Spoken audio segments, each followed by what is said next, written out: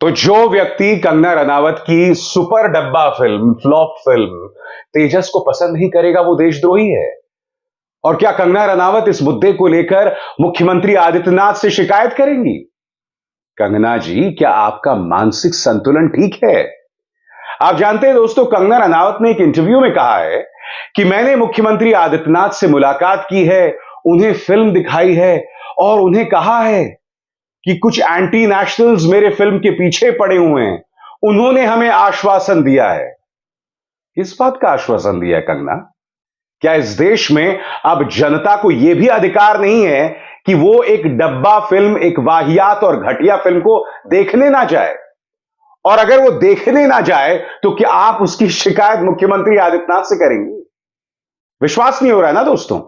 सुनते हैं इन्होंने कहा क्या। आई थिंक मैंने तो देखा कि योगी जी की आंखों में आंसू आ गए थे और वो इतने भावुक हो गए थे फिल्म देखकर, और उन्होंने हमें आश्वासन दिया है कि वो इस फिल्म के जो जितने भी दुश्मन, जो जितने भी एंटी नेशनल जो जिसे कह सकते हैं तत्व हैं, वो इसके पीछे पड़े हुए हैं। तो उन्होंने आश्वासन दिया है कि वो हमारी सपोर्ट करेंगे और जो नेशनलिस्ट है, राष्ट्रवादी लोग हैं, उन्हें प्रोत्साहित करेंगे।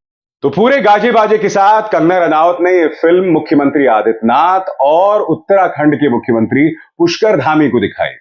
और कंगना रनावत ने इस ट्वीट में कहा कि फिल्म को देखकर मुख्यमंत्री आदित्यनाथ की आंखों में आंसू आ गए। कंगना जी, आर यू श्योर कि मुख्यमंत्री आदित्यनाथ की आंखों में आंसू फिल्म को देखकर आए हैं? कहीं इस बात को लेकर आंसू तो नहीं आए कि ये जो 3 घंटे मैंने इस फिल्म के लिए बर्बाद किए हैं, मैं राज की खुशहाली, राज की बेहतरी के लिए वो 3 घंटे लगा देता? दोस्तों, आज जो कंगना रनावत ने कहा है ना, उस पर हमें गौर करना पड़ेगा। और ये जो कंगना रनावत ने कहा है ना कहीं इससे जुड़ी हुई है पूरी भारतीय जनता पार्टी, मौजूदा भारतीय जनता पार्टी की विचारधारा की सोच। याद कीजिए दोस्तों, एक फिल्म आई थी कश्मीर फाइल्स। उस वक्त भी पूरा भाजपा का प्रचार तंत्र इस फिल्म के प्रमोशन में लग गया था। जो व्यक्ति इस फिल्म को नहीं देख रहा था, उसके बारे में अनाप शनाप बातें कही जा रही थी।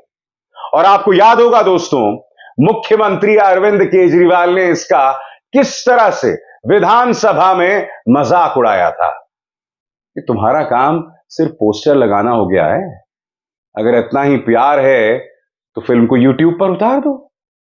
याद है कि नहीं आपको क्या कहा था केजरीवाल ने?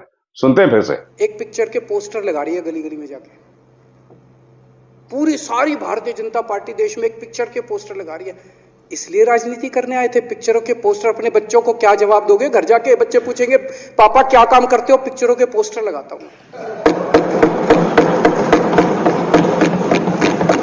कह रहे हैं कश्मीर फाइल्स टैक्स फ्री करो। अरे यूट्यूब पे डाल दो, फ्री फ्री हो जाएगी। टैक्स फ्री क्यों करा रहे हो? इतना ही तुमको शौक है, विवेक अग्निहोत्री को बोलो यूट्यूब पे डाल देगा, सारी पिक्चर फ्री है, सारे जने देख लेंगे एक ही दिन के अंदर। टैक्स फ्री की क्या जरूरत है? यूट्यूब पे क्यों नहीं डाल? अब आप कहेंगे कि आखिर मैं इसे भाजपा की सोच से क्यों जोड़ रहा हूं? याद कीजिए 2014, गिरिराज सिंह कहते हैं कि जो प्रधानमंत्री नरेंद्र मोदी को पसंद ना करे वो पाकिस्तान चले जाए। और उसके बाद जिसने भी भाजपा से सवाल किया उसे इसी तरह से एंटी नेशनल, देशद्रोही, हिंदू विरोधी बताया गया। जो पत्रकार भाजपा से सवाल करता है उसे परेशान किया जाता है, उसे टारगेट किया जाता है, उसे एंटी नेशनल, हिंदू विरोधी बताया जाता है। अब हो क्या रहा है दोस्तों, यह बीमारी भाजपा के नेताओं को थी, अब यही बीमारी उनके चाटुकारों को लग रही है। पहले विवेक अग्निहोत्री को लगी, जो कश्मीर फाइल्स की आलोचना कर रहा था उसके बारे में अनाप शनाप प्रोपेगेंडा किया गया। और अब तेजस को अगर कोई देखने नहीं जा रहा है, सिनेमा हॉल के अंदर अगर कौवे बोल रहे हैं, फिल्म का डब्बा गोल हो गया है, 5% ऑक्यूपेंसी नहीं है सिनेमा हॉल्स में, तो कंगना रनावत इस फिल्म का विरोध करने वालों के लिए एंटी नेशनल शब्द का इस्तेमाल कर रही हैं। यानी कि वही सोच जो गिरिराज सिंह की है या भाजपा के नेताओं की है, वही अब उनके चाटुकारों की भी है। सबसे पहली बात, इस देश का नागरिक होने के नाते यह मेरा अधिकार है कि मैं किस पॉलिटिकल पार्टी को सपोर्ट करूं, किसे वोट दूं, किस नेता की आलोचना करूं। और उससे भी बड़ी बात, अगर मुझे कोई फिल्म नहीं देखनी है तो मैं नहीं देखना चाहता। कंगना, ये बात गांठ बांधकर रख लीजिए कि अब देश की जनता आपको नहीं देखना चाहती है, क्योंकि लोग सिनेमा हॉल ही नहीं पहुंच रहे हैं। देखिए दोस्तों, एक क्या होता है कि जनता सिनेमा हॉल जाती है, शानदार ओपनिंग मिलती है, मगर फिर 1 या 2 दिन के बाद फिल्म बैठ जाती है। जैसे आदिपुरुष आई थी, शानदार ओपनिंग हुई थी, बाद में लोगों को पसंद नहीं आई, फिल्म फ्लॉप हो गई। आमिर खान की भी लगभग सभी फिल्में जो फ्लॉप हुई हैं हाल में, उनका यही हाल था। ओपनिंग बहुत शानदार मिली, मगर बाद में जाके फ्लॉप हो गई। यानी कि दर्शक उन्हें देखना चाहते हैं। सलमान खान की भी जो तमाम फ्लॉप फिल्में हैं, उन्हें ओपनिंग शानदार मिलती है, बाद में वो पिट जाए, वो एक अलग बात है। कंगना, आपको लोग नहीं देखना चाहते हैं, क्योंकि आज की तारीख में आप कलाकार नहीं रही। आप जिस तरह से भारतीय जनता पार्टी के नेताओं के पीछे भाग रही हैं, वो शर्मनाक है। आप अपनी फिल्मों का इस्तेमाल भारतीय जनता पार्टी के लिए सांसदी के दावेदारी के तौर पर इस्तेमाल ना करें। Films are a work of art. फिल्में जो होती है ना, वो रचनात्मकता की मिसाल होती हैं। उसमें रचनात्मकता होती है, उनमें राजनीति मत घोलिए। अब आप भाजपा की तरफ से चुनाव लड़ना चाहती हैं और इसके लिए आप अपनी फिल्मों का इस्तेमाल कर रही हैं। दिक्कत क्या है कंगना? आप पूरी तरह से एक नकारात्मक व्यक्ति हैं। आप मेरे किसानों को गाली देते हैं। जो लोग प्रधानमंत्री नरेंद्र मोदी से सवाल करते हैं, उनके खिलाफ आप भड़काऊ बयान देते हैं, बार बार देते हैं, लगातार देते हैं। नतीजा आपको याद है, आपको ट्विटर से बेआबरू होकर निकाला गया था। हां, वो इलॉन मस्क आ गया है, जिसे हेट स्पीच से कोई लेना देना नहीं है, इसलिए आप दोबारा वापस आ गए हैं। कहने का अर्थ है, फिल्मों पर फोकस कीजिए, या फिर फिल्में आपके बस की बात नहीं रह गई हैं, आप राजनीति कीजिए, खुलकर कीजिए। अब कंगना रनावत क्या कर रही हैं दोस्तों? भारतीय जनता पार्टी की चाटुकारिता करने के लिए हमारे स्वर्गीय प्रधानमंत्रियों का अपमान तक कर रही हैं, उनके बारे में अनर्गल कह रही हैं।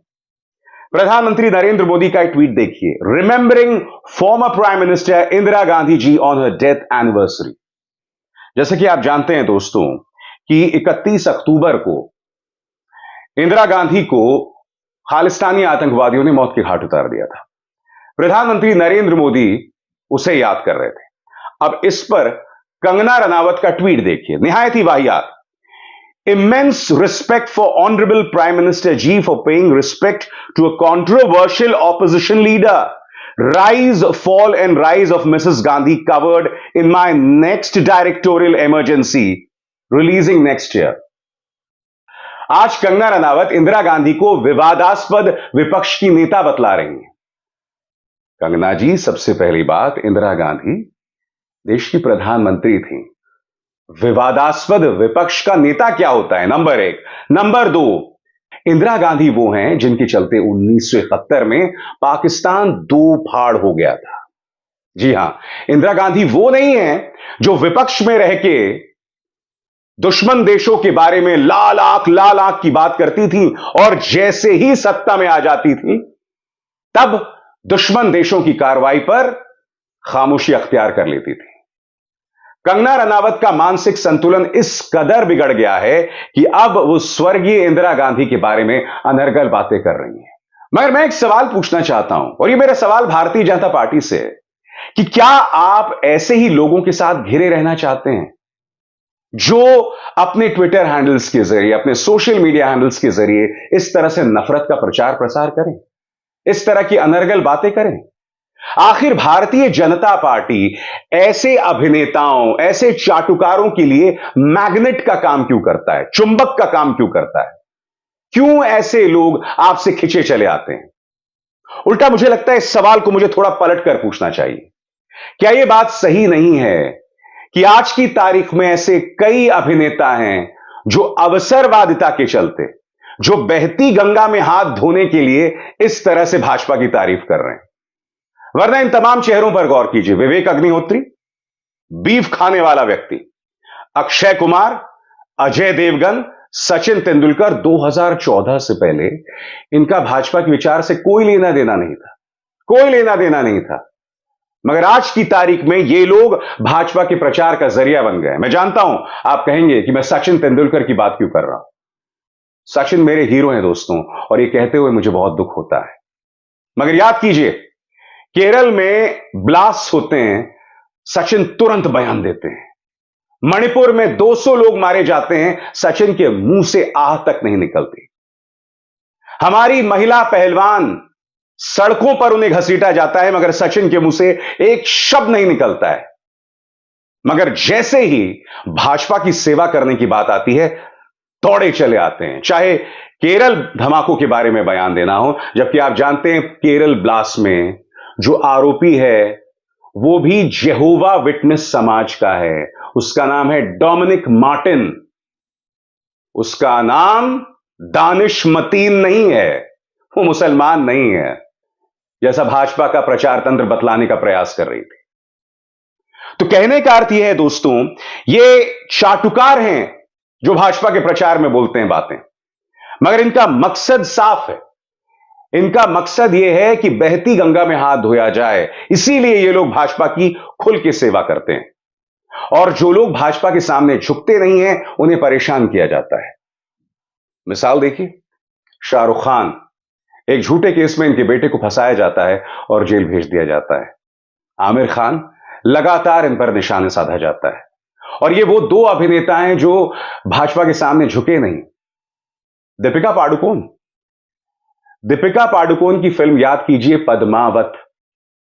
उसके अंदर रानी पद्मावती का अपमान भी नहीं था, मगर याद कीजिए भाजपा ने किस कदर उनके खिलाफ दुष्प्रचार चलाया था। जेएनयू में जब गुंडों ने घुसकर वहां के छात्रों की पिटाई की थी, तब दीपिका उन छात्रों के साथ खड़ी हुई थी। इसीलिए दीपिका पर लगातार निशाना साधा जाता है। भाजपा के प्रचार तंत्र से जुड़े लोग ये तक ऐलान कर रहे थे कि कौन इसकी नाक काट के लाएगा, हम इसे इतने करोड़ रुपए देंगे। और फिर आपको याद है पठान रिलीज होती है। भाजपा के नेता मध्य प्रदेश के गृह मंत्री नरोत्तम मिश्रा से लेकर प्रज्ञा ठाकुर से लेकर मध्य प्रदेश की विधानसभा के स्पीकर से लेकर गिरिराज सिंह के लेकर तमाम लोग शाहरुख खान और दीपिका पादुकोण के खिलाफ अनर्गल बयानबाजी शुरू कर देते हैं।